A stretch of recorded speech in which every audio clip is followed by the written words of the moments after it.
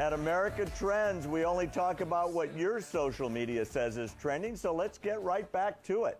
Has there ever been a more divided era than there is today? From politics to this horrific racial divide? Well, joining me in the studio tonight is the author of the book, The Divided Era, Forbes columnist, and he's also the former chairman of the California GOP. Tom Del Beccaro is here. Hi, thanks Great for to having have me you here on. tonight. So let's talk about it. Let's get right into it. You wrote this book about the divided era.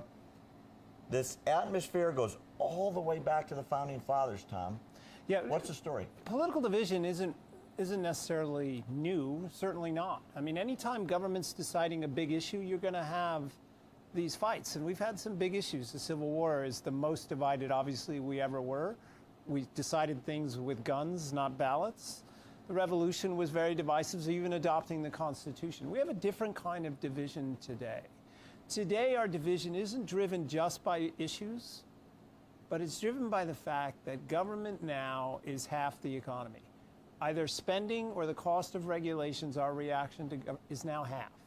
That means half of the society, half the economy is supporting themselves and the other half. There's a competition for the $6 trillion in spoils. So we're competing American on American to get that money, competing not to be taxed. All these fights, winners and losers. And then what's happening also, and this is, I know you want to talk about Dallas.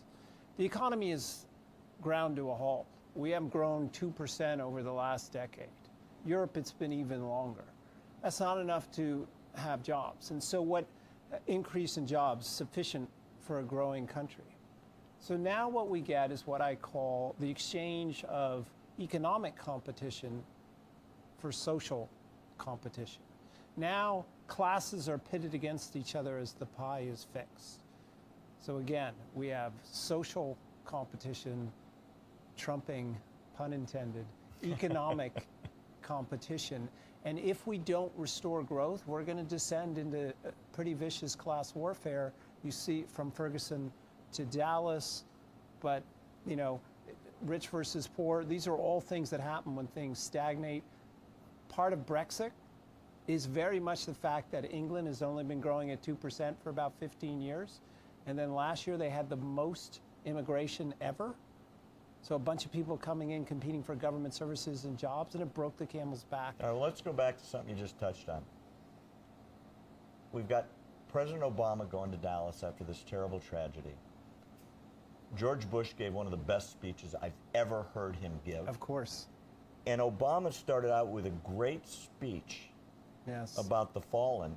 And then somehow he segued, and by the way, the rumor is he wrote the whole speech himself, and it became a speech on racism, where the racism that I know about is a crazy black guy wanted to kill as many white guys as he could if they were cops. Yes. So there was the racism, and yet Obama talked about a different kind of racism.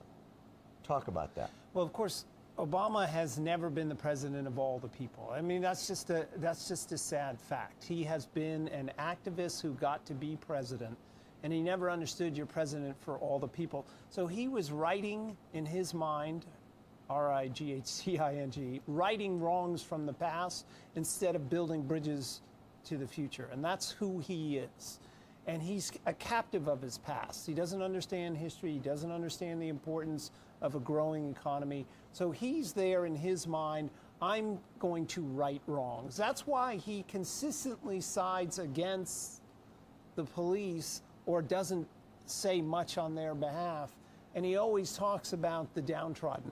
Of course, as president, you should care about the downtrodden, but you have to have the right balance, and you also have to understand that if you don't have a growing economy, then people's angst builds over time. So there's this story, Tom, that he was asked to light the White House in blue to honor the men in fallen in blue, and it didn't happen. Why not?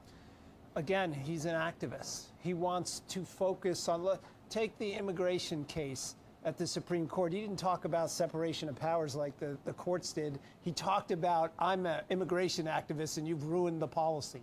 For him, it's always about the ideology and the policy.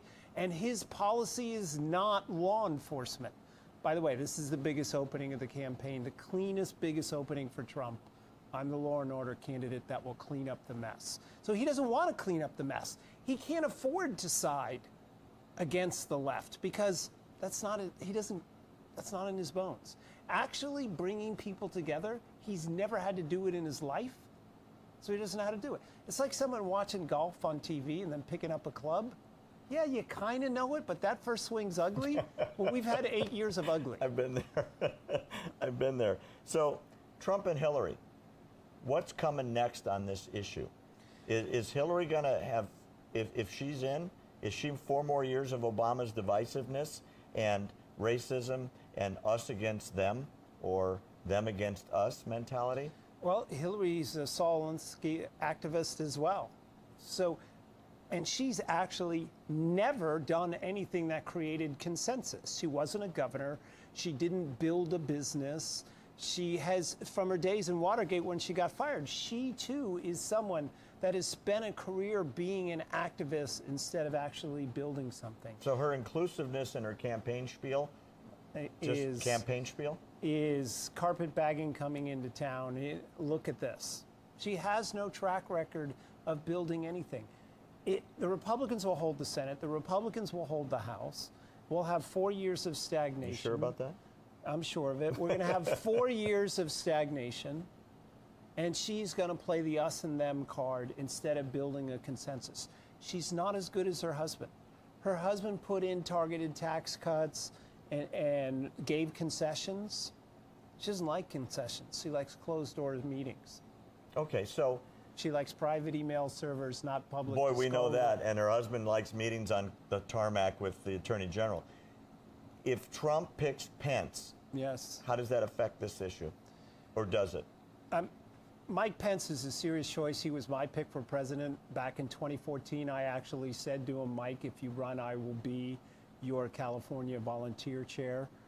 I said that to him when I met with him in New York. He says this is Trump's first big decision. It's a serious decision, and it shows he cares about governance over politics. Well, let's stick around. We're going to have you back for the next segment. And by the way, Mike Pence, yes or no? Tune in tomorrow morning, and maybe it's been delayed till Monday, but we're going to find out whether Tom's right, whether his pick gets picked or not. Come back right after this.